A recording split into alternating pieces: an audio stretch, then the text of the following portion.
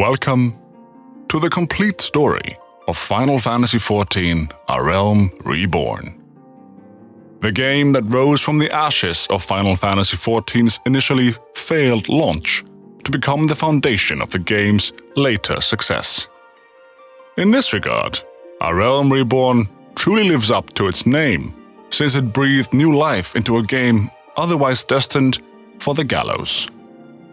Nowadays, new players are often encouraged to rush the realm, finishing the game as fast as they can in order to reach the next expansion, since Heavensward is generally considered to take an already good game to the next level. Coupled with the fact that Final Fantasy XIV on the whole is fairly text-heavy, and that it's very tempting to skip a lot of it, one would be forgiven for not picking up on the story of A Realm Reborn in its entirety, which is a bit of a shame, since the story is quite engaging on paper, and it lays the groundwork for much of what's to come. Hello, fellow Final Fantasy XIV enthusiasts, I'm Peter from Birds of Play, and in this video, I hope you'll join me as we revisit the complete story of Final Fantasy XIV: A Realm Reborn. As a little side note, I'm going to be referring to the Warrior of Light in the masculine in the video, just to make things a little bit easier. And because he is generally depicted as a young male Midlander Hyur in the cutscenes for the game. To complicate things a bit, however, my Warrior of Light is nevertheless going to be dressed as a bird. So he's a man in the body of an avian, or something like that.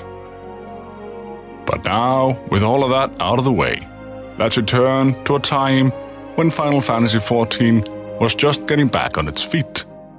It's going to be a long journey, but I hope you'll be with us every step of the way.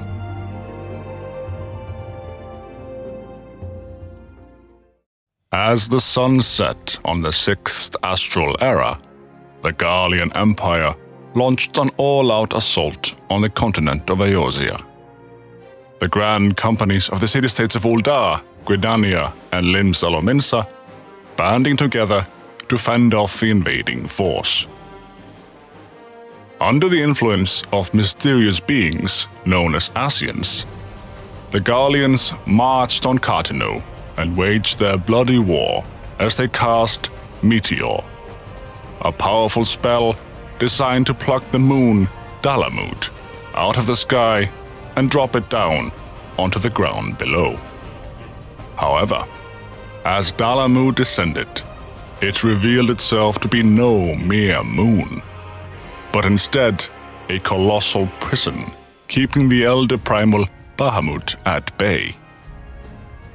Freed from the fetters of its lunar confinement, Bahamut began ravaging the land, forcing Sage Louisoix to call upon the power of the gods, the 12, to reseal the primal and to thwart the descent of Dalamud. Laying everything on the line, Louisoix succeeded in halting the primal's rampage, but his valiant efforts tragically cost him his life. Yet, the destruction wrought by Dalamud and Bahamut that had drastically altered the face of Eorzea and left countless dead could not be undone. The events of that fateful day became known as the Calamity and marked the beginning of the 7th Umbral Era.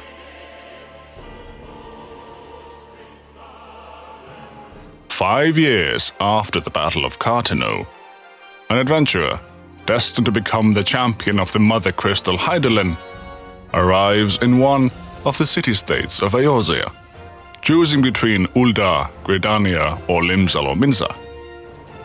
By performing many heroic deeds on behalf of the locals there, the adventurer inevitably starts to make a name for himself, and ends up catching the eye of an organization that calls itself the Scions of the Seventh Dawn. The organization shows a particular interest in the adventurer due to him possessing the power of the Echo, a mysterious ability that allows him to catch glimpses of the past and to know the hearts of others. Although the reason for their interest still eludes the adventurer, seeing as their motives are as of yet unexplained. Upon proving himself a true benefactor of the realm, the adventurer is recruited as an envoy to the other city-states by the head of the city-state where he chose to start his journey, the hope being to hold a remembrance ceremony in honor of those who fell at the Battle of Carteneau, and to commemorate the alliance between the city-states. In order to fulfill his mission post-haste, the adventurer boards an airship and heads for the next city-state by air.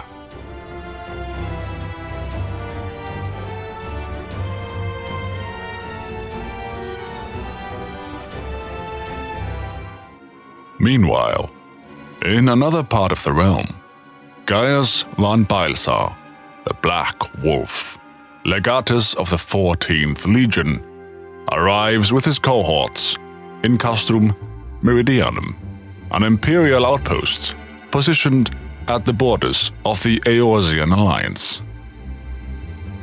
There, he recounts the losses suffered 15 years ago as the imperial fleet set course for Mor Dhona in an attempt to claim Eorzea, only to be thwarted by an innumerable host of dragons, at the heart of which flew the great Midgard's armor. Though the Garleans succeeded in slaying the Worm King, it came at a great cost, as the Empire's flagship came crashing down, forcing them to retreat. This time, however, Gaius intends to finish the job, rectifying not only this original insult, but also the bitter defeat the Garlean Empire suffered 5 years ago at the Battle of Carteneau. He views his glorious conquest as a form of salvation that will deliver the misguided masses from their ignorance, brought about by their faith in false gods. His officers are of one mind with him and pledge their allegiance to Lord von Balsar. In the wake of Gaius' arrival, a mysterious object is seen being carried into the castrum under the cover of darkness. As the adventurer visits the other city-states, they all agree that a memorial service might be just the thing needed to rekindle the spirit of unity, which brought the peoples of Eorzea together when last the Empire threatened their liberty. Having completed his mission, the adventurer is recruited for a new quest by Baderon, the proprietor of the Drowning Wench in Limsa Lominsa, who, along with Commodore Reiner, wants the adventurer to investigate a strange band of men camped out in the Sastasha Sea Grot. Suspecting that they are Serpent River pirates, allied with the Sahagin. The adventurer enters Sastasha and slays Den the Orca-Toothed, the Sahagin behind the alliance. Pleased with his success, Baderon sends the adventurer to Mother Mion at the Carline Canopy in Gridania, who seeks aid in putting down the Lambs of Dalamud, a cult based in the Tamtara Deepcroft that is dedicated to the worship of the lesser moon Dalamud as their god. The party discovers that the Lambs have succeeded in resurrecting the vengeful spirit of Galvanth the Dominator, a long-dead Gelmoran king, whose body has been corrupted by the Lambs of Dalamud to serve as a host to a void-sent Mind Flayer. The Lambs intend for this unholy abomination to avenge the fall of Dalamud, their god. But the adventurer is quick to dispose of the threat. Having once again proven himself, the adventurer then travels to meet with Momodi at the Adventurers Guild in Uldar, who sends him to suppress the Hekaton Cherries revolt in the Copperbell mines. With the defeat of their leader, Gyges the Great, the Hekaton Cherries' rebellion collapses, and the adventurer returns to Uldar once more. In Uldar, A band of thuggish bodyguards, hired by a merchant, assail a woman, accusing her of stealing meat. The adventurer rescues the damsel in distress, and afterwards the Echo treats him to a vision that helps him better understand the refugee crisis Ul'dah faces in the wake of the calamity, as well as showing him that the woman did in fact purchase the meat she had been accused of stealing. Along with the people of Ul'dah, the adventurer drives the thug away, and afterwards he is approached by a member of the Scions of the Seventh Dawn, who has been watching his heroic exploits with great interest. The adventurer is recruited into the Scions of the Seventh Dawn and goes to the Waking Sands to learn more about the organization, meeting Minfilia and Tataru. Minfilia explains that the Scions seek to protect Eorzea from the threat of the Primals, godlike beings summoned by the beast tribes in times of crisis. The Scions used the power of the Echo to this end, and it was thanks to the Echo that the adventurer had visions of Hydaelyn and the Battle of Carteneau. Suspecting that a robbery and an abduction at Camp Drybone were committed by the Amalja in the name of their primal Ifrit, the Scion Thancred joins with the adventurer to investigate the situation. At Camp Drybone, they find evidence that the Amalja were not acting alone, and it turns out that they recruited the merchant Ungust into their ranks. With the help of a nun, Sister Ursen, Thancred and the adventurer disguise themselves as paupers to lure out Ungust, who is now posing as a priest, giving alms to the poor and converting them to his religion, which of course actually means making them a sacrifice to Ifrit. Thancred and the adventurer capture Ungust and force him to work as a double agent, setting up an ambush to capture the Amalja responsible. However, it is revealed that Ungust was feeding the Amalja information about the ambush, leading the ambush party to be overrun by the Beastmen. The Amalja prepare to sacrifice them all to Ifrit and succeed in summoning him, but the adventurer is able to use the Echo to resist being tempered or enslaved by Ifrit, and is able to slay the Lord of the Inferno in combat. Nero Tol Skyvar and Livia Sas Junius, two of Gaius Van Baels's top officers, watch events unfold from a safe distance. Nero being simultaneously disappointed with Ifrit's lack of power and impressed with the adventurer's strength, hoping it won't hinder their plans. The adventurer's exploits, especially the victory over Ifrit, earn him the attention of the grand companies who compete for his favor. Remaining undecided, the adventurer goes to watch the Battle of Carteneau remembrance ceremonies he helped orchestrate earlier. At the ceremonies, he meets a pair of Elysian twins, Alphinaud and Alisaie, who are critical of the attitudes of Merlwyb, Canisenna, and Rauban towards the battle, especially the sacrifices of the Warrior of Light and Louisoix. However, the state's leaders do promise further unity within Eorzea to help with the primal and Garlean threats. After watching the ceremonies, the adventurer joins a grand company of his choice. Soon after, an airship is shot down by Garlean forces, and the adventurer joins with the grand company's forces to rescue the surviving engineers, Biggs and Wedge. The airship is revealed to be built by none other than Cid Nan Garlond, Biggs and Wedge's former employer, who has been missing since the calamity. Troubled by the Empire's disregard for borders, the adventurer reports back to Minfilia. Minfilia explains that the Sylph tribe is suspected of summoning or attempting to summon Ramuh, straining relations with Gridania. The Gridanians, who are already at open war with the Ixal, are incapable of fighting two beast tribes at once. So the adventurer, Ida, and Papalimo embark on a mission to negotiate peace between the Sylphs and the Scions, and thus Gridania. After meeting with Rolf Hawthorne, an ex-adventurer and expert on Sylph etiquette, the Scions arrive in Little Solace, the Sylph community closest to Gridania. Though the Sylph Comuxio is initially suspicious of their intentions, the adventurer is able to endear the Sylphs by defeating Garlean forces, who were camped outside Little Solace, and by rescuing Claxio, who has been captured by tempered Sylphs.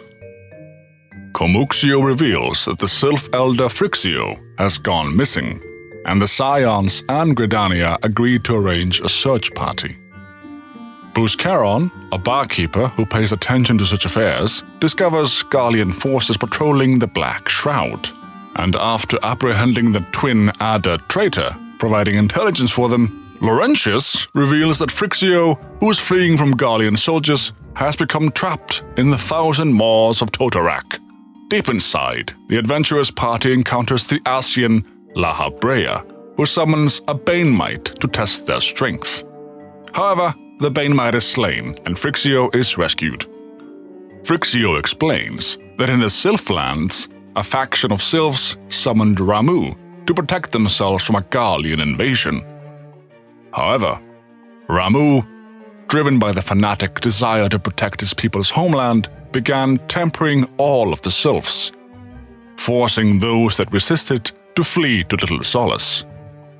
However, Ramuh has instructed his followers to not attack the Gridanians unless they invade the Sylphlands, and neither the tempered Sylphs nor the refugees of Little Solace have any interest in attempting to summon him again. Having ensured peace between the Gridanians and Sylphs, the Scions return to the Waking Sands with the Sylvan diplomat, Norexia.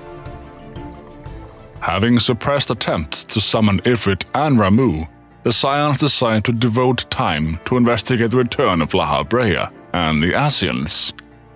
After research at Highbridge proves fruitless, the adventurer sets his sight on Little Alamigo, home of the Alamigan refugees after their homeland was subjugated by the Garleans, who incited a revolution and then crushed the weakened armies of Alamigo.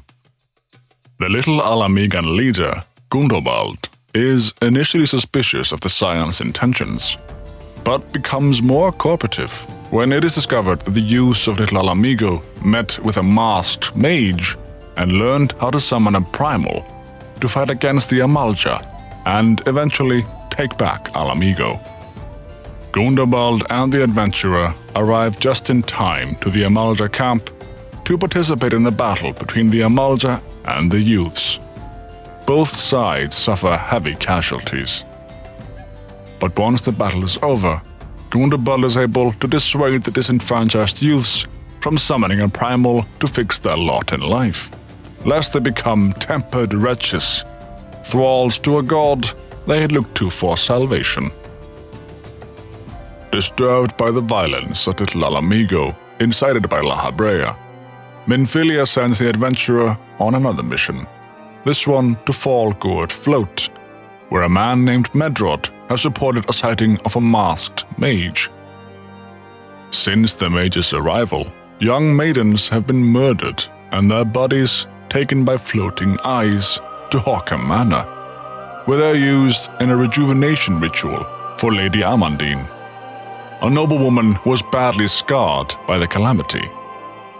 After Amandine is slain and finally put to rest, evidence is found that the Ascians were manipulating her. In response to this, Minfilia declares that all nations in Eorzea must bolster their security to protect themselves from Lahabrea and the Ascian menace. However, the investigation of the Ascians must be put on hold, because the Kobold tribe has succeeded in summoning Titan and plans to use him to assault Limsa Lominsa. Several years prior, Titan had been slain by the Company of Heroes, a mercenary group hired by Limsa Lominsa that has since disbanded. In looking for aid, the Scions are able to track down Weisgeit, a former member of the company, in Costa del Sol. Despite his victory over Ifrit, Y'shtola is unable to persuade Westgate that the adventurer is capable of defeating Titan, which leads Westgate to test the adventurer by sending him on a series of increasingly dangerous missions to obtain foodstuffs for a banquet for his master, the wealthy owner of Costa del Sol, Gegeruju. After the completion of Westgate's trials, the adventurer is awarded by access to Titan's lair. The adventurer's party slays Titan, and Y'shtola discovers that La Habrea was watching the battle. Y'shtola remains in Lim Solominsa to investigate, while the adventurer returns to the Waking Sands, only to find the corpses of countless scions. A dying Noraxia reveals that the Garleans conducted a raid in search for the slayer of Ifrit, and took Minfilia and the other leaders hostage. Minfilia's last words before being captured were an order to Noraxia to ensure the adventurer took refuge at the Church of Saint Adama Landama. Heeding Minfilia's request, the adventurer goes to the church, where he meets a distraught veteran of the Battle of Cartano named Marquez.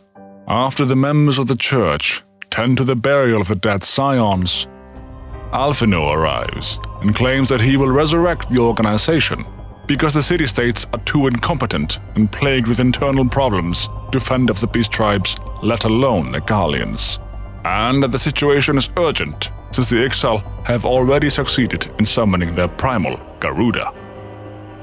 To this end, Alphino uncovers Marquez as the great airship engineer Cid Nan Garlond, who built the Enterprise, which went missing over Coethas shortly before the Battle of Cartano. This revelation is news even to Cid himself, who had forgotten his true identity in the wake of the calamity. Together, Cid, Alphino, and the adventurer resolve to recover the Enterprise, rescue the captured scions, and defeat Garuda. Upon arrival in Coethas, they are met with hostility by the Ishgardian nobility, who are fully dedicated to the Dragon Song War and show no interest in the secular conflicts of the Eosian Alliance. However, by rescuing several Ishgardian troops and apprehending a false inquisitor named Guillaume, the adventurer earns the trust of Lord Drillmont, who allows access to the Stone Vigil, where the Enterprise has been found. In the process, the adventurer also befriends Horchefant Greystone of House Fortemps, who presides over Camp Dragonhead in the Coethas Central Highlands. When it comes to actually braving the Stone Vigil to retrieve the Enterprise, Ishgard offers no assistance, meaning the adventurer must fight through it himself along with his party, slay the Dravanian horde, and defeat the dragon Iskabind to recover the airship. During the prior battles between the Ishgardians and Dravanians for the Vigil, the Enterprise was damaged, so even after they retrieve it, Cid still requires a corrupted crystal to fix it. After false starts in Camp Drybone and the Isle of Umbra, the adventurer is finally able to procure one by slaying a Spriggan named Gigety with the aid of the Sylphs. After the airship is repaired, Cid takes the wheel and recalls his memories from before Meteorfall. He thanks the Warrior of Light for helping him recover the missing pieces of his past.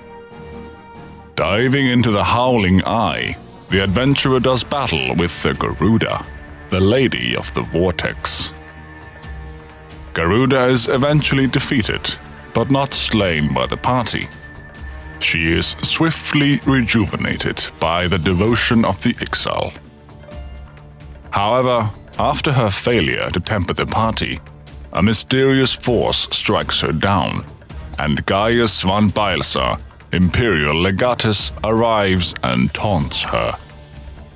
Garuda tortures kobolds and a Malja that she has taken hostage, causing them to despair and summon Titan and Ifrit. It is at this time that Gaius unleashes an ancient Allagan armor known as the Ultima weapon, which devours all three primals, seemingly effortlessly, absorbing them into its mechanism. The crew of the Enterprise returns to the Waking Sands to meet with Y'shtola, who agrees that they must break into Castrum Sentry to rescue the Scions. They are able to track down Biggs and Wedge, who hijacked an airship flight out of Castrum Sentry and escaped to Coethus. They encounter an adventurer in Revenant's Toll named Glomant, who has a personal grudge against the Empire and aids the group in their attempt to steal a Magitech armor from Castrum Sentry. Having procured an armor, the adventurer, Sid, Biggs, and Wedge sneak into Castrum Sentry and break out Minfilia and the other Scions. They also discover that Thancred was possessed by Laha Breha and used as a pawn in his manipulations of the Beast Tribes. After their escape, they see an airship with Gaius inside. He announces an ultimatum: that Eorzea surrender to the Empire or be annihilated by the Ultima weapon.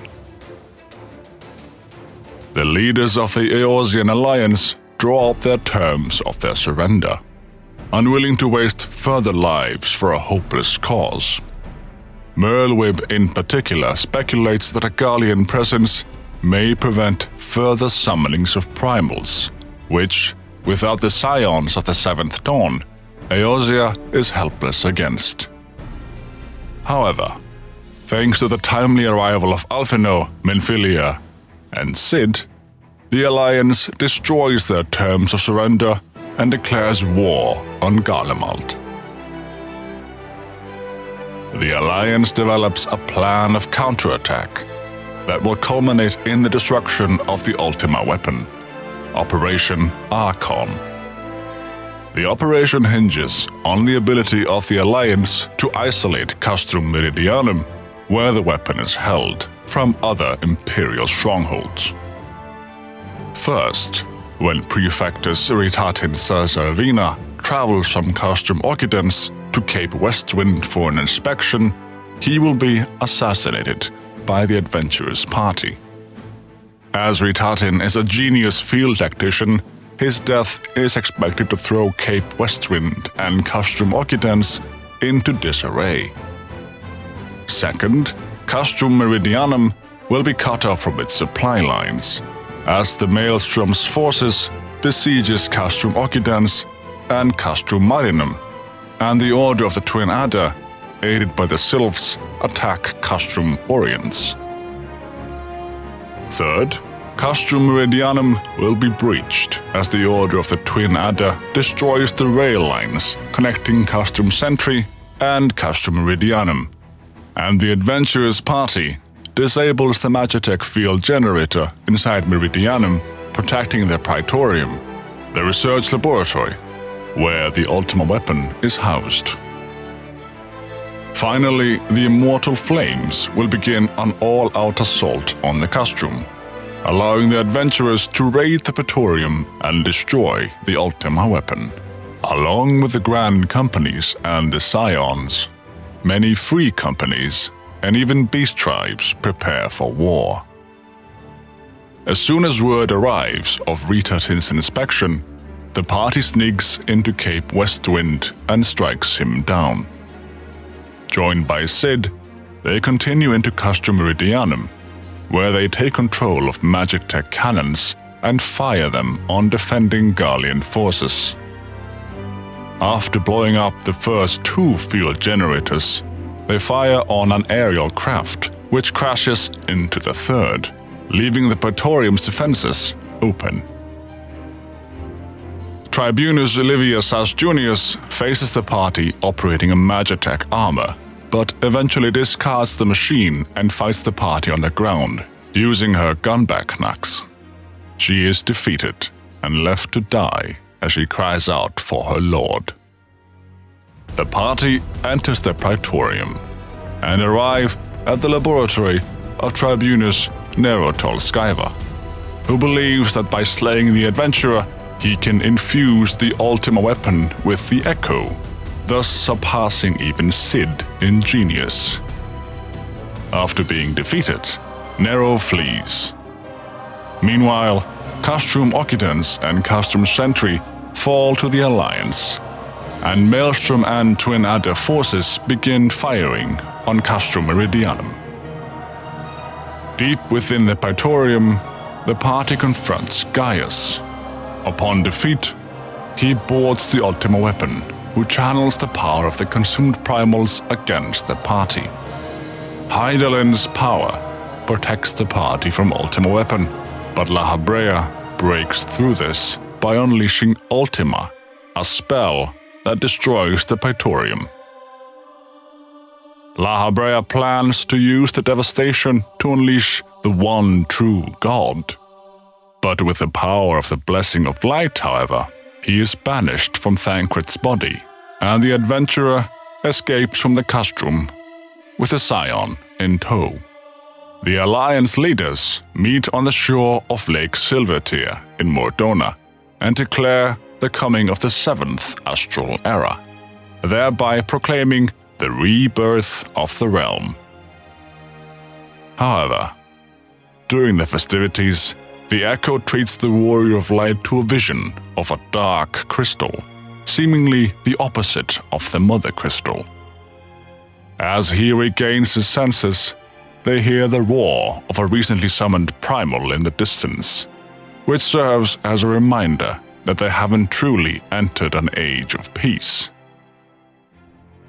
In a dark room, a group of Ascians gather, noting the stirring of the elder primal Bahamut, before joining in praise of their one true god, Zodiac. And thus did dawn break on a realm reborn. But where there is light, there is always shadow. Patch 2.1 A Realm Awoken. As an organization, the Scions of the Seventh Dawn had remained largely neutral to intra-Eorzean affairs prior to Operation Archon. But their key role in the defeat of the Ultima weapon changed this. Plagued by petitioners attempting to hire them out as mercenaries, the Scions meet and discuss the issue. Eventually, Alphinaud proposes that they move to Mordona, outside the reach of any city-state. Minfilia remains reluctant to move their base of operations, as her mother, Velhamen, who went missing years before, is believed to be living in Thanalan. However, Alphinaud and the adventurer track down Velhamen and persuade Minfilia to leave Thanalan. After securing the support of the Eorzean Alliance and Slavborn, the leader of Revenant's Toll, the Scions set up a new base, the Rising Stones, in Revenant's Toll. Unfortunately, during the move, they learn that Kuplo Kop of the Mughal tribe living near Gridania has petitioned for aid. He claims that good King Mogul Mork XII has been summoned by the Mogul's guard, and the threat he poses is similar to that of a primal, his influence threatening to corrupt the Mughals and turn them on the Gridanians. The adventurers' party strikes down the good king, and afterwards it becomes apparent that Ascians played a role in his summoning. Upon returning to the Waking Sands, the adventurer hears a scream from Minfilia's Sola. She has been approached by a white-robed Ascian that denounced La Habrea and claimed that the Scions and Ascians have the same goal in the end. Pursuing the Ascian, the adventurer learns his name is Elidibus, and like La Habrea, he serves the one true god, Zodiac. Elidibus confirms that La Habrea yet lives, and tells Minfilia that in time the Echo might permit her to see the Ascians for who they truly are, rather than this crude approximation. Elidibus departs, leaving Minfilia and the adventurer with more questions than answers.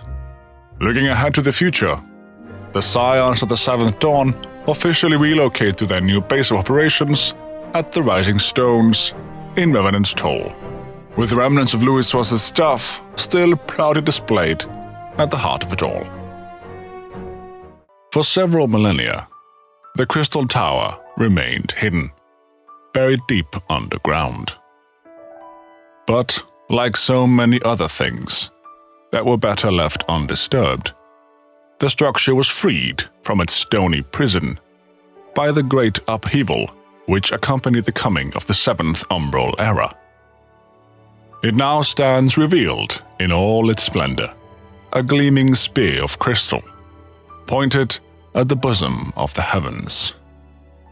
Furthermore, as a testimony to Allagan ingenuity, even the unruly passage of time has not managed to dull the tower's formidable defenses, much to the dismay of scholars who had hoped to examine the tower's innards, assuming them to be a repository for much of the ancients' wisdom. The first obstacle to overcome on the way to the tower being the 8 Sentinels, a collection of statues carved in the likeness of giant swordsmen, each 2 statues projecting an impenetrable barrier.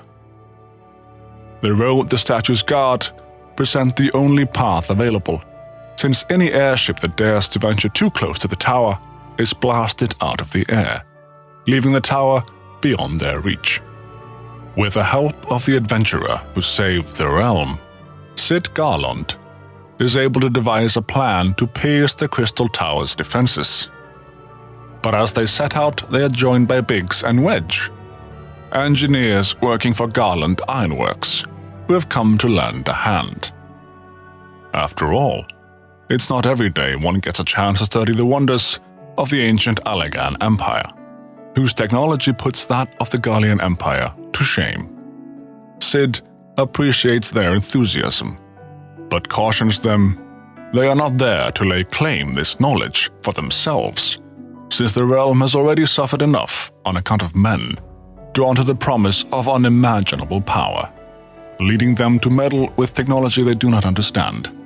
Cid asks Wedge to recite the company creed, which he does, exclaiming, "Freedom through technology," reminding them all that the purpose of their efforts is not tyranny through technology, and that even the wonders of the all-knowing Allagan Empire could not save their own civilization.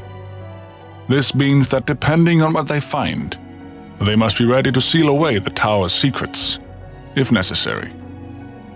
Before the expedition can begin, they are joined by yet another lively character, as a red-haired Mikote jumps into the fray, introducing himself as G'raha Tia. Rambros, an anthropogeographer from Sharlayan who oversees the expedition, explains G'raha has been assigned to the project as an observer and hopes the rest of the party will welcome him as one of their own, despite his eccentricities. Having been accepted into the group, G'raha lets out 3 cheers for Noah.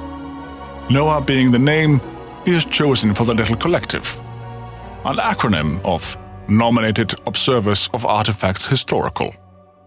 Although his true reason for choosing this name stems from the fact it is shared by a vaunted Allagan Archmagus, G'raha being a historian specializing in ancient Allag. They depart at last, and Cid, who has been there before, leads them through a gate to the steps of the 8 Sentinels. G'raha notes that the energy radiating from the statues is palpable. Having come prepared this time, Cid uses a crystal fang of his own design to render the barrier inoperational. Cid insists on testing it himself, not being willing to put anyone else in harm's way on account of his invention. And thankfully, the gamble pays off, letting him dispel the barrier. Afterwards, they take turns dispelling each barrier as they come to it, leaving the last one to the adventurer. With the barriers dispelled, they are free to venture closer to the Crystal Tower. In order to guarantee their safety, however, Cid suggests that the adventurers scout ahead before the rest of them follow suit. G'raha reluctantly agrees to Cid's proposal, even though he would much rather brave the way to the tower's entrance along with the adventurer.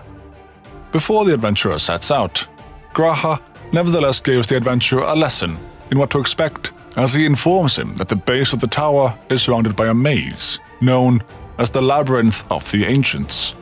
The adventurer enters the labyrinth along with a party of like-minded heroes, and upon ridding it of hostile elements, he contacts the others via link shell, telling them to come join him inside. G'raha is impressed by the adventurer's fortitude and tells him that as a historian, he is sure his name shall be writ large in volumes that are sure to be penned on this historic expedition. G'raha goes on to explain that according to the findings of the Baldesion colleagues, the Crystal Tower was constructed to collect and store the endless energies of the sun, explaining the structure's great size. As the young historian inquires about the opposition the adventurer faced along the way, G'raha is furthermore able to offer some insight into the identity of the adversaries now laid low, explaining that the giant man he came across wielding a shimmering scimitar must have been a hero of the Allagan Revolution named Phlegethon. Cid is impressed by G'raha's deductions, but upon further questioning, all that G'raha divulges is that he has a certain affinity for the lore of the Allagan Empire, gleaned from musty scrolls and tomes. With the passage to the foot of the tower now unobstructed, the members of the expedition retreat momentarily to regain their bearings. Upon discussing the matter, Cid is alarmed by the opposition the adventurer faced in the Labyrinth of the Ancients, since it seems to allude to the tower not simply having been thrust above ground by the chaotic shifting of Earth brought on by the descent of the lesser moon. Rather, the Crystal Tower seems to somehow have been reawoken. Cid becomes increasingly worried that the tower's secrets will prove too dangerous to share with the world, which will leave them no choice but to contain them, returning the tower to a dormant state. As they prepare for the next expedition to the Crystal Tower, G'raha informs them that he must take time away from its study to hone his martial prowess, so that he may truly witness this valiant tale unfold with his own eyes. Rambros reminds him that his knowledge may prove invaluable to Master Cid's investigation, so he cannot simply do as he pleases.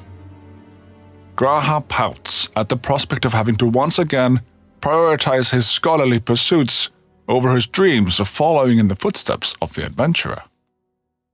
In the dark of night, a mysterious masked figure approaches the Crystal Tower, taking advantage of the expedition already having disabled the defenses. The man reveals himself to be none other than Nero Tolskaiva, former tribunus of the 14th Imperial Legion of the Gallian Empire, and Cid's former associate. Having been denied victory by the adventurer during Operation Archon, he views the Crystal Tower and the power resting within as an even greater prize, the fire of his ambition still burning bright. As the party resumes the expedition, they come upon a great and impenetrable golden gate that bars them entry into the tower proper. As G'raha arrives, he is accompanied by Une and Doga, fellow scholars of ancient Allag, sent by their friends of Baldesion to aid in the investigation. Cid welcomes their assistance in circumventing the tower's defenses so that they may enter the Circus Tower, the principal spire of the structure collectively known as the Crystal Tower. Une and Doga prove their usefulness right away by unlocking the gate with their ether, letting it open of its own accord, and thereby accomplishing that which Cid could not. This feat leaves the expedition stunned. But before they can press Une and Doga for answers, Nero arrives on the scene, reciting ancient poetry that might illuminate them as to the identity of the mysterious duo. Cid is shocked to see Nero still alive, but Nero assures him he is no longer a threat to his cause, having been exiled from Garlemald after the defeat of his legion. Cid isn't so gullible as to just take his word for it, but as a gesture of goodwill, Nero shares with them what he knows about Une and Doga. He tells them that as a symbol of ancient Alag's might and prosperity, entry to the Crystal Tower is only permitted to royalty and a select few individuals, royal blood being needed to open the gate. According to Nero, however, Une and Doga are not but imitations of Allagan royalty, living keys, born of Allagan ingenuity. In other words, clones. Upon hearing the truth, Une and Doga dare not conceal it any further and apologize for their deception. They hope to share more of their knowledge with the expedition and pray they return to the 8 Sentinels.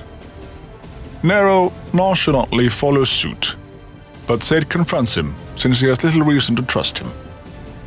In the hope of winning him over, Nero presents Cid with an Allagan tombstone that holds the information he just shared with them, and a great deal more. Before leaving, he tells Cid that he looks forward to working with him.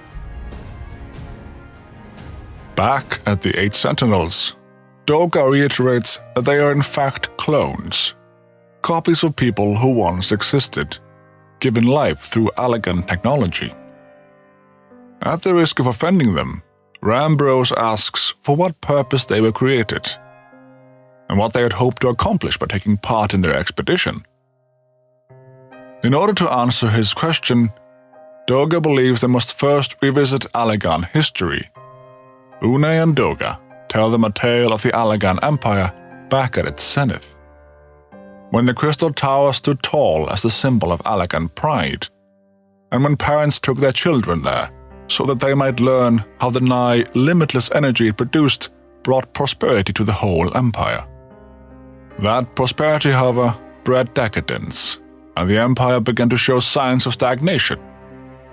This decline was made all the more rapid for want of a strong leadership. In a matter of generations, the Allagan civilization became a pale shadow of its former self. Its once gleaming cities fell into despair, and its frontier lands were given over to the wilderness. Lamenting the pitiful state of affairs, one technologist made it his mission to restore Allag to greatness. Amon was his name, and he believed that the ailing empire wanted for naught but a potent ruler.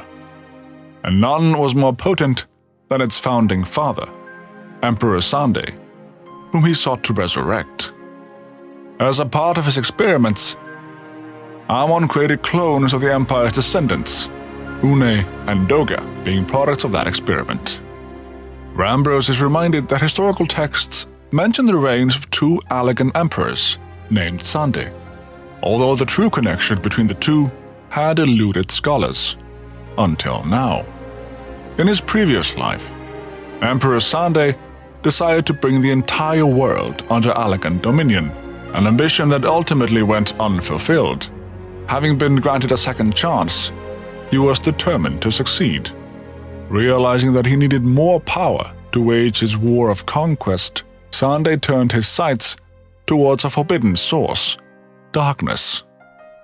In order to learn how to harness this power, he converted the Crystal Tower into a restricted research facility. Upon hearing all of this, Cid takes solace in knowing that Sande is long gone. But Doga explains that Sande does in fact still live, and that within Circus Tower, his ambition burns all the brighter. He goes on to explain that wielding the power of darkness required vast amounts of energy that not even the Crystal Tower could produce.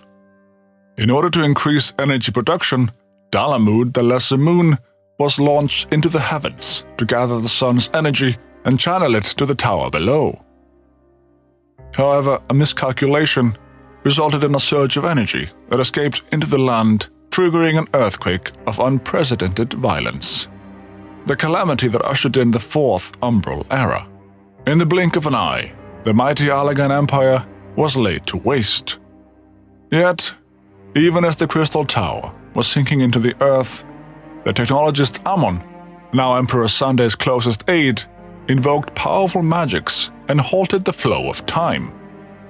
Every soul within the structure, the Emperor included, was placed in a deep slumber, remaining in that state until the time was ripe to awaken. After a millennia of lying dormant, Dalamud was summoned back to Earth as a part of Project Meteor, orchestrated by the Garlean Empire, triggering the seventh Umbral Calamity and causing the Crystal Tower to re-emerge.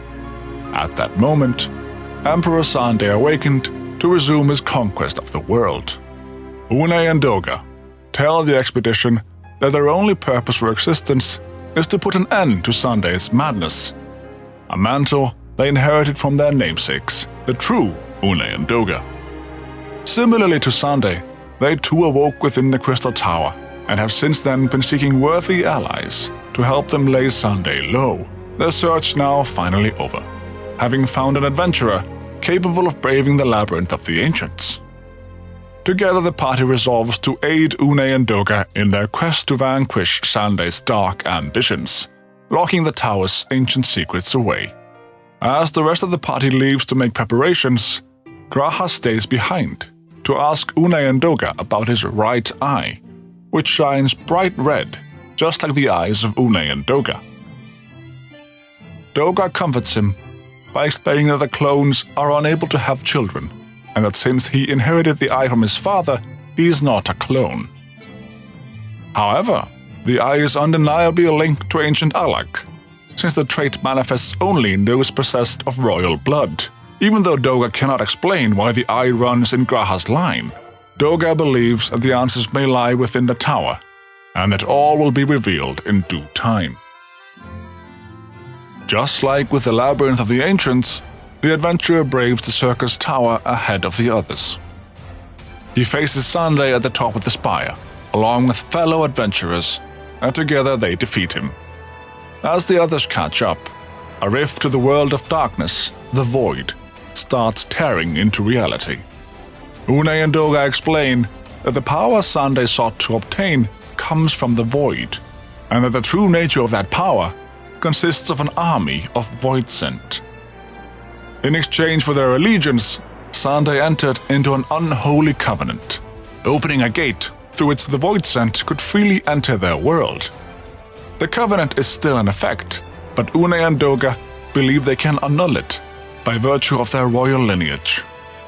As Unei and Doga start to close the rift, Nero's power meter begins to pick up extraordinary power ratings that greatly surpass even that of the Ultima weapon. A voice emerges from the void, telling them the covenant is everlasting and cannot be undone. Suddenly, dark Unei and Doga clones appear all around them, triggering a vision by the echo. The adventurer sees Sunday, addressing the clones from his throne. He tells them Meracidia, a continent to the south, has been brought into the fold, and that the world shall soon be united under Allagan rule.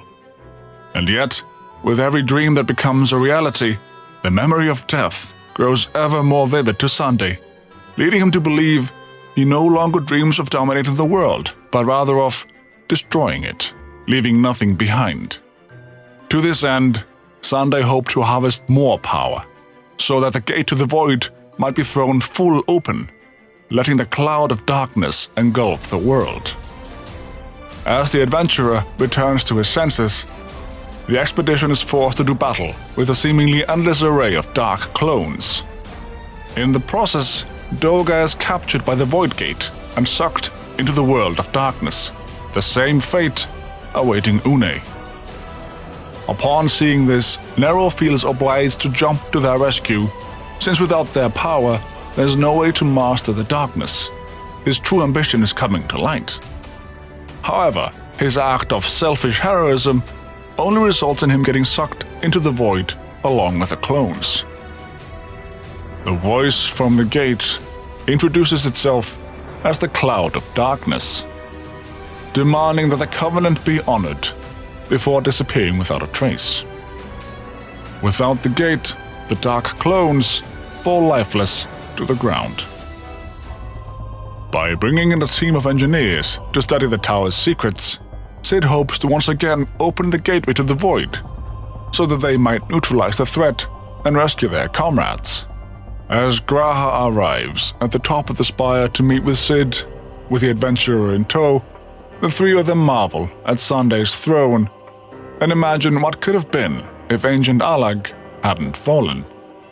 G'raha explains that according to his findings, warriors of old took up swords against Allag in response to Sunday's war of domination. But as these warriors moved towards Allag's heart for the kill, Sunday lashed out in anger, emptying all of the sun's power held within Dalamud into the circus tower at once, resulting in the fourth umbral calamity. Cid had already learned of the cause of the calamity from Unei and Doga, but he had no idea that rebellion had incited Sunday to rashness. Cid is once again impressed by G'raha's knowledge of Allagan history, although G'raha can't seem to remember where he learned such things. Once preparations are complete, Cid's ironworks activate a machine capable of prying the Void Gate open, letting the adventurer lead a group of heroes into the rift. Inside the gate, the adventurer faces off against a cloud of darkness, ultimately defeating its physical form, even though he is unable to destroy it completely. Once the battle is over, Doga, Unei, and Nero present themselves to the adventurer and G'raha. Although Unei is unconscious, and Nero's body is having a visibly hard time staving off the darkness. While in the rift, Nero has defended the clones valiantly, although he warns them not to mistake his actions for kindness, since he ultimately hopes to make use of them. Unei regains consciousness and is happy to see their allies with him. Nevertheless, it is but a short reprieve, since the cloud of darkness makes its presence felt once more. The cloud of darkness assaults G'raha, but cannot harm him, the reason being that he is protected by Sunday's blood and the Covenant. This confirms G'raha's royal lineage and explains why the royal eye runs in his line, granting him authority over the Crystal Tower.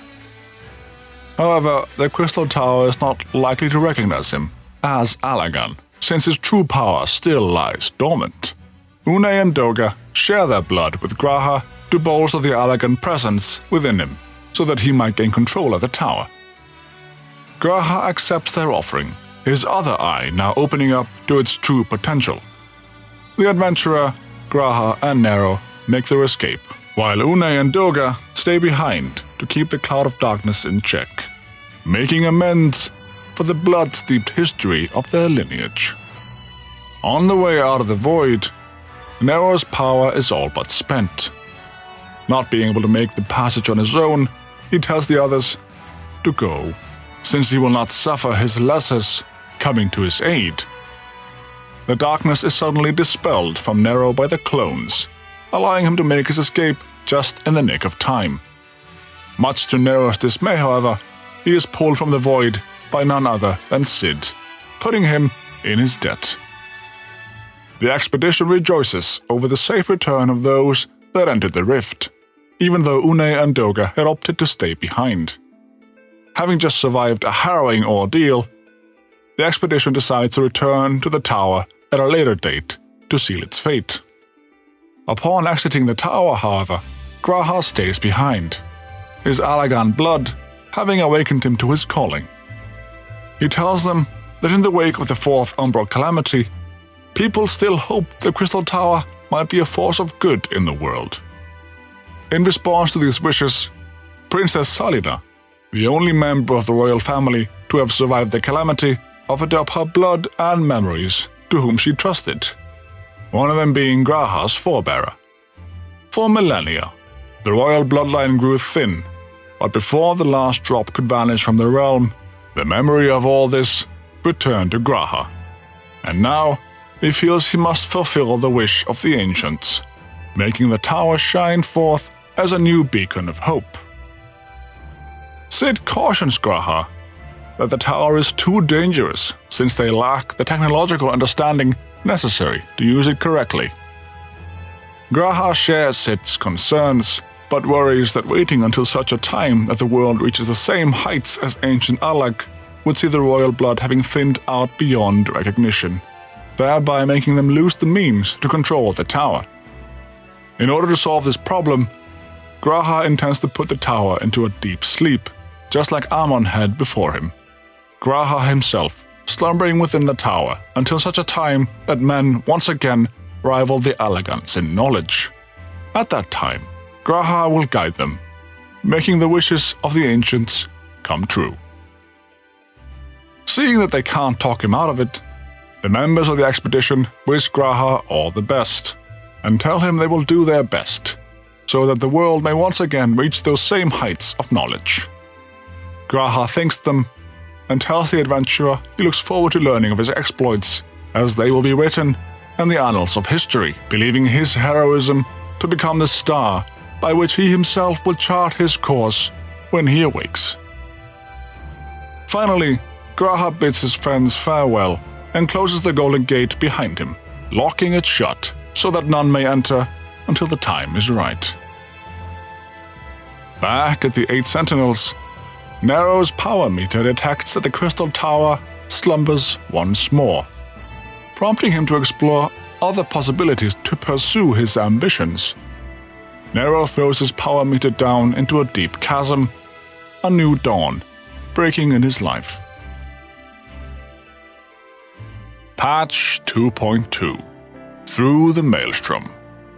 In the wake of the second failed invasion of Eorzea, a battle of succession broke out within the Garlean Empire, the fate of the Emperor currently unknown. In the wake of the struggle, one of the Empire's conquered territories, the Kingdom of Doma, attempted to break free in a revolt, only to be foiled, as the Empire was not as divided and weakened as it had appeared, leaving only a few thousand survivors alive, exiled and stuck on boats until they reached Eorzea. There, the leader of the Doman exiles, Yugiri, begs the Scions for aid. The Scions assist by helping Yugiri arrange a meeting with the Sultana and the Syndicate, only for her words to fall on deaf ears, due to lingering distrust of the Ala Mhigan refugees that had been invited years ago. However, while discussing the matter with Rauban and a member of the monetarists named Teleji Adeleji, Alphinaud suggests they could be relocated to Revenant's Toll in Mordona, which has ample room for refugees, in exchange for frontier work. Teleji agrees, pledging his own support from his coffers to transport the refugees despite the lack of profit from it. Taking Elidibus's words into consideration about the true nature of the Echo, Minfilia accompanies Merlwyb Blorfshwin and the other Scions to the Sahagin's spawning grounds, after learning they're becoming dangerously close to summoning their primal, Leviathan.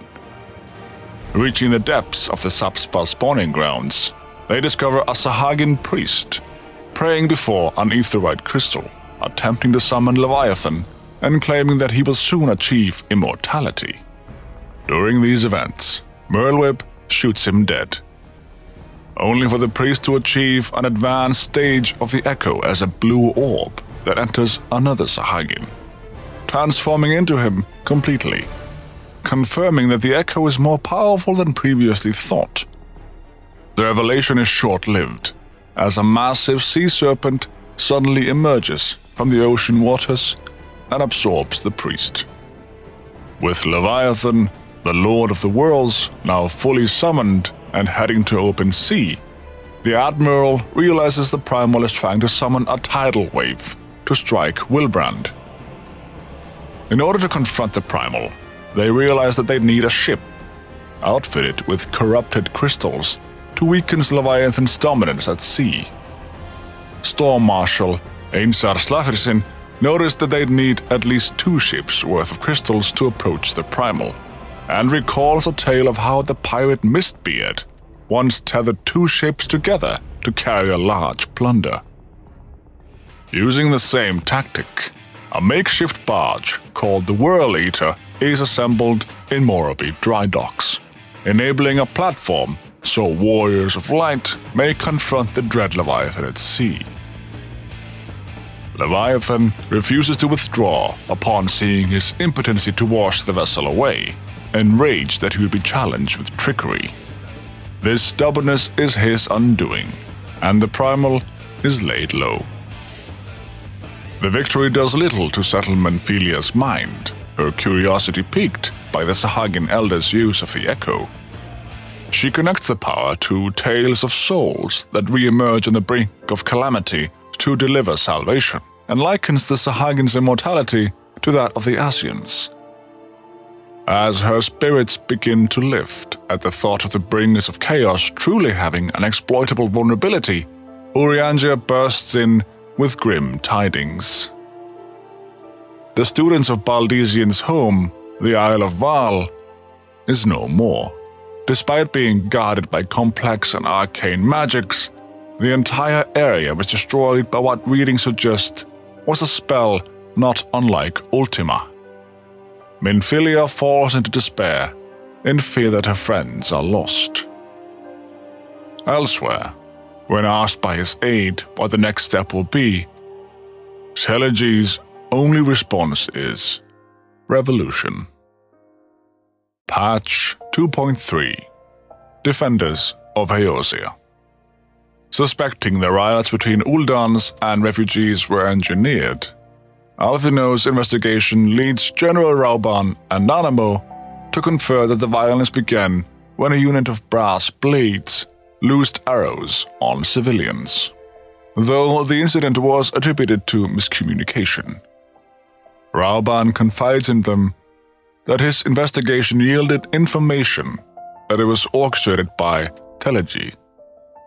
The leaders feel that Telegi is engaged in a ruse to disrupt Uldar, as he claims Allagan ruins laid bare at Carteneau under the guise of using them to settle refugees and alleviate the tension. When asked why Telegi would risk this, Rauban confides a further secret. Within the ruins, an Allagan weapon has been partially excavated, not unlike Ultima in many ways. The monstrosity bears inscriptions, suggesting that it was created to fell Bahamut himself. The two submit that Telegi may very well be aspiring to the domination of Eorzea itself, and that by moving to accept the Domans, he both baited Lolorito's rejection of them and won favor with the Uldan refugees at the same time, bringing the situation to a boiling point. Unable to move against Telegi, the Scions return their attention to the Black Shroud, where the source of the ethereal disturbance has been confirmed. The Tempered Sylphs have summoned another primal, the Lord of Levin, Ramuh. Legends and the Sylphs both claim that Ramuh, unlike the other primals encountered by the Scions so far, is as wise as he is powerful, not quick to anger, but rather serving as an arbiter of the wood. Hoping to avoid sacrificing the fragile peace between the Sylphs and Gridania, Kani Senna bids the adventurer to speak with the Lord of Levin, since he is immune to his influence, and resort to force only if necessary. The Tempered Sylph's trickery and magics deceive the party by taking on different shapes and forms, including the Scions. But eventually, they locate Ramuh's location in the Sylphlands. The Lord of Levin rejects the Gridanians' offer for peace, claiming that they are no different from the Garleans, possessed of hearts that harbor darkness, and refuse to leave the creatures of the wood to their desired solitude. For a moment, Ramuh considers how this all came to be, wondering if the duality of light and darkness was given form at the birth of man. At this time, he notices that the adventurer bears the crystal he bestowed upon the Sylphs, and entertains the possibility that he truly champions the cause of peace. He demands, as proof of the Warrior of Light's resolve, trial by combat. Once defeated, Ramuh accepts the adventurer as Eorzea's champion and withdraws into the ethereal stream, warning that the enemies of harmony gather. As Urianger witnessed the battle with Ramuh, the inspiration of a way to defeat the Ascians came to him. Seeing Ramuh's essence dissipate back into the land, Urianger is reminded that mortal souls dissipate to the ethereal realm. The Ascians, as immortals, break this natural order by retreating from our world into some space between the realms and back, by using crystals of darkness. By denying them this transportation and trapping them in an ethereal prison, Urianger believes the Ascian souls can be destroyed, and departs to speak with the scholars of Shalyan to develop the idea. Finally coming to understand why his grandfather loved Eorzea and its refusal to give in no matter what it endures, Alphinaud, viewing the Grand Companies as inadequate for covering all the emerging threats to Eorzea, creates, with the blessing of the city-state leaders, an independent Grand Company called the Crystal Braves. The Crystal Braves answer only to Minfilia and the Scions of the Seventh Dawn, in order to deal with problems too large for any one city-state to handle and cover the gaps between the existing Grand Companies. Using the renown of the Warrior of Light as a draw for recruitment, he meets with many setbacks and disappointments, but ultimately fashions together a proud group, many of which the warrior encountered throughout their journeys. Patch 2.4 Dreams of Ice. This chapter opens with an internal concern of the utmost secrecy for the Crystal Braves. A Garlean spy known as Ivy has infiltrated the Grand Companies and is using blackmail to subvert Eorzea. Teaming up with Alphinaud's trusted second-in-command of the Braves, Ilbert, and utilizing the stealthy, rogue-like skill of the Domans, the Warrior of Light cuts through the center of the plot, finding out that Ivy is none other than Elaine Roel, Flame Marshal and right hand to General Rauban. The infiltration is so deep that she was part of it since the formation of the Immortal Flames. Indeed, it comes to light that she was a triple agent, as she was also peddling information to Uldar's monetarists the entire time, as well as the heretics of the Dravanian Horde, those who worship dragons.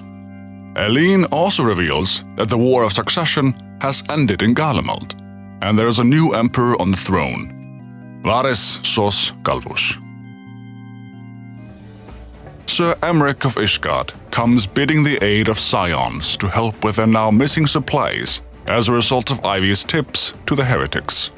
It would seem that a heretical movement led by the mysterious Lady Iceheart has interrupted trade routes from Coerthas to the south, namely Mordona and Revenant's Toll, using Ivy's intel. The opportunity is seized by the newly formed Crystal Braves to test their mettle, under the watchful supervision of Alphinaud and the Warrior of Light. The investigation leads to the discovery that Lady Iceheart intends to summon the primal Saint Shiva, who was once a human that fell in love with a dragon. By her own admission, she intends on ending the Dragon Song War, the ages-long battle between Ishgard and the Dravanians, and to impede her would only invite further bloodshed. She is convinced her actions are what is best for Eorzea as a whole. With that, she uses an aetheryte to teleport away, destroying the crystal behind her to ensure the Warrior of Light and Scions cannot follow. This leads Minfilia to contact her old friend, Moenbrida, from their homeland of Shalyan, who arrives with the means to not only repair the broken aetheryte to pursue Iceheart, but also with what may be the final key to actually killing an Ascian, White Auracite, a stone with the remarkable power to temporarily hold and trap vast amounts of ether. This allows the Warrior of Light to teleport to the Akafar amphitheater and face off with Lady Iceheart, who summons the essence of Shiva and turns herself into the primal. After a fierce battle, Lady Iceheart reverts to her normal self. She curses the Warrior of Light for being as blind as the Asgardians and for squandering Mother's gift. She tells the warrior to seek out the Keeper of the Lake if they want the truth, and then she vanishes into a portal, repeating the words repeatedly spoken by Hydaelyn to the Warrior of Light. Hear, feel, think. Sir Aymeric thanks the Warrior of Light for their assistance with Iceheart and makes a pact with Alphinaud and the Scions to stand guard over the Keeper of the Lake in exchange for renewed and reinforced trade routes for crystal shipments to Revenant's Toll. Patch 2.5 Before the Fall. A brave named Riol has a growing concern about potential corruption in the ranks of the Crystal Braves, as weapon shipments keep going missing. Commander Ilberd requests the Warrior of Light's aid in investigating and chasing down the Black Marketeer. Ilberd finally tracks them down, but by the time the Warrior of Light arrives, they find Ilberd exhausted and standing in the pool of blood that was the Black Marketeer. Wanting to be done with it all, he confiscates the dead man's crate and tasks the Warrior of Light with delivering it. However, upon doing so, the Crystal Braves remark that the shipment seems small, and Riol is unconvinced that this could possibly be all of it, and leaves to investigate. Meanwhile, the Warrior of Light is beckoned to return to the Rising Stones in Mor Dhona, where they find Sir Aymeric's lieutenant, Lucia, waiting. She informs the Warrior of Light that the dragon's roar has gone out across the land and is calling the Dravanians to war. They fear that the Keeper of the Lake has awakened and ask that the Warrior of Light investigate it personally. After battling through the remains of the airship covered in dragons and other beasts drawn to Midgardsorm's presence, they face off with the Worm King himself, who recognizes them as being the Warrior of Light, Hydaelyn's chosen. The mighty dragon states that they should view the truth of things with eyes unclouded, and dispels the blessing of light put upon the warrior, thus causing the crystals that they have been collecting and shining to fade into darkness. Midgardsormr then takes the form of a small drake and forges a new pact with the warrior to come along with them, to offer wisdom and insight, and to watch, listen, and wait. Mocking Hydaelyn's words and alluding to some connection between the two. The Warrior of Light returns to aid Moen Brida next in testing the white aura site, someplace safe, in case the built-up ether causes a massive explosion of power. In their remote location of northern Thanalan, they run across another Ascian, calling himself Nabriales, who discovers that the warrior no longer bears the blessing of light. Seeing the opportunity that Hydaelyn's protection is no longer cast over the Scions, he attacks the Rising Stones to seize the staff Tupsimati and to use its untapped power to bring about their rejoining. However, Moen Brida and the warrior interrupt, forcing Nabriales to abduct Manfilia, fatally wound Moen Brida, and retreat. The warrior faces off with Nabriales in the Crystallis and defeats the Ascian, who mocks that he can't be killed. Moen Brida uses the white aura site to trap the Ascian, but without Hydaelyn's blessing, the warrior cannot summon the Blade of Light to destroy the Ascian trapped inside the crystal.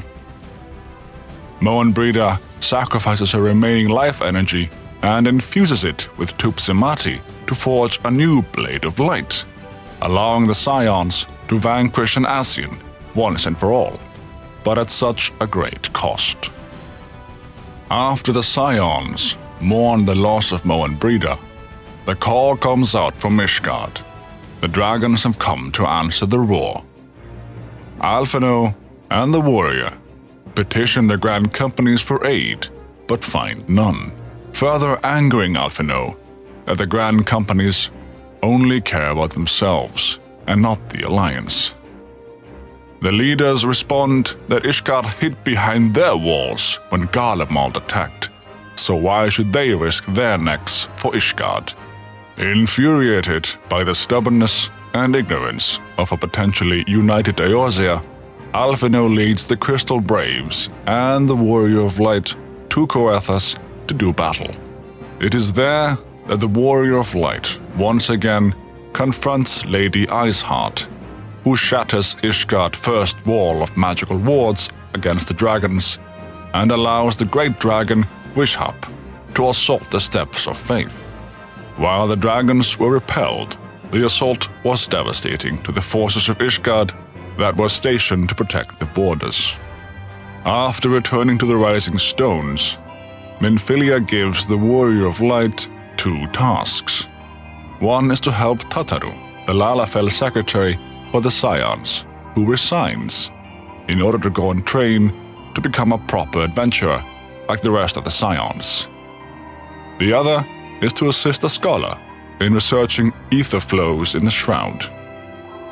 Tataru's adventures lead her to Limsa Lominsa, where she tries and fails to become an Arcanist, while the Guildmaster states that the Lalafell has the potential since she is a master with numbers.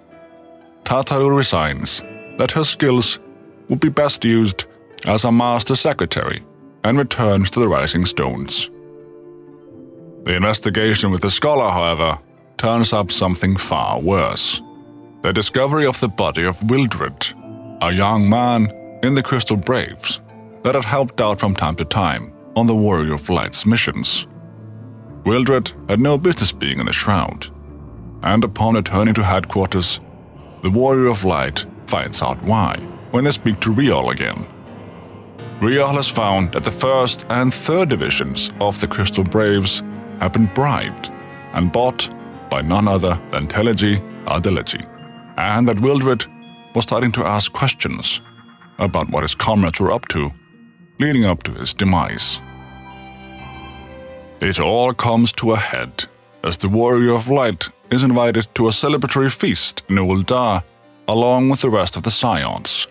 They are ushered into a private meeting with Sultana Nanamo, where she reveals that she plans to dissolve the Syndicate and the Sultanate and reform Ul'dah into a democratic republic. Upon announcing this, she sips her wine and begins convulsing in pain. The wine had been poisoned. The Sultana collapses on the ground, just as Teleji Ardeleji breaks through the door with his brass blade soldiers and declares that the Warrior of Light is guilty of regicide. They are arrested and dragged away. Elsewhere in Ul'dah, Alphinaud is called away from making snide remarks about how the Grand Companies are now doting on Sir Emric about their eagerness towards forging a treaty with Ishgard and expanding the alliance now that they have nothing to risk, to address urgent Crystal Braves business. However, upon arriving, Ilbert, Alphinaud's most trusted second-in-command, draws his blade and puts it to the young man's neck. Outside on a balcony, Thancred is relaxing away from the crowded dinner and begins to hear an uprising in the streets as the brass blades begin to take control of the city. The feast is interrupted by Teleji bursting through the doors, the Warrior of Light tied up behind him, and announces that the Scions of the Seventh Dawn are all under arrest for conspiracy, regicide, and countless other charges. Rauban interrupts, telling Teleji that he forgets his place, that the Sultana still rules, not the monetarists, and that he can't use the brass blades as his own personal army. Teleji mocks Rauban about the general of the Immortal Flames talking about personal armies, and then announces the death of Sultana Nanamo to the shocked crowd. Teleji explains that the Scions have consorted with dark magics to ensnare and enslave the Grand Company leaders, turned Ishgard into allies overnight, and that Thancred helped the Garlean Empire attack, referring to his time being possessed by Lahabrea. The other Grand Company leaders are escorted out by their personal guard before the city erupts in violence. Rauban, on the other hand, completely snaps. He berserks out and kills Telegy, only then to be confronted by Lord Lolorito, another Monetarist Syndicate member, and a rival of Telegy, who reprimands Rauban's action, stating that murder is still illegal regardless of who runs Ul'dah. Rauban launches at Lolorito next, only to be stopped and dismembered by Ilberd. Ilberd and Rauban were once staunch allies in battle for Ala Mhigo when the Empire attacked before the Calamity. But Ilberd is disgusted with how posh and obedient the once fierce Rauban has become. Now with only one arm, Rauban picks up his sword again and tells the Scions to go and that he'll cover their escape. The Scions are the only chance for bringing the Sultana's true killers to justice. So the Scions flee through the streets and hidden sewers of Ul'dah. All the while, a few of them stop to hold off enemies while the others flee. First the pugilist Ida and the thaumaturge Papalimo, then the rogue Thancred and the conjurer Stola stand off in the sewers to collapse the tunnels, until only Minfilia and the Warrior of Light remain. Lastly, Minfilia says Hydaelyn speaks to her and tells the warrior that her role is to stay while the warrior goes on. So at last, outside the city of Ul'dah, the only remaining members of the Scions of the Seventh Dawn reunite. They are whisked away before the Crystal Braves can hunt them down. The remaining three flee to the only place they still have allies, Coathas and House Fortemps. They are greeted with open arms, assured that House Fortemps will do whatever they can to see about getting them into Ishgard proper for protection, and told that the infamous Ishgardian Cold Shoulder will now work to their advantage if anyone comes looking for them. Alphino's despair about not being able to save Eorzea as he deluded himself grows, until Tataru and the Warrior of Light confront him.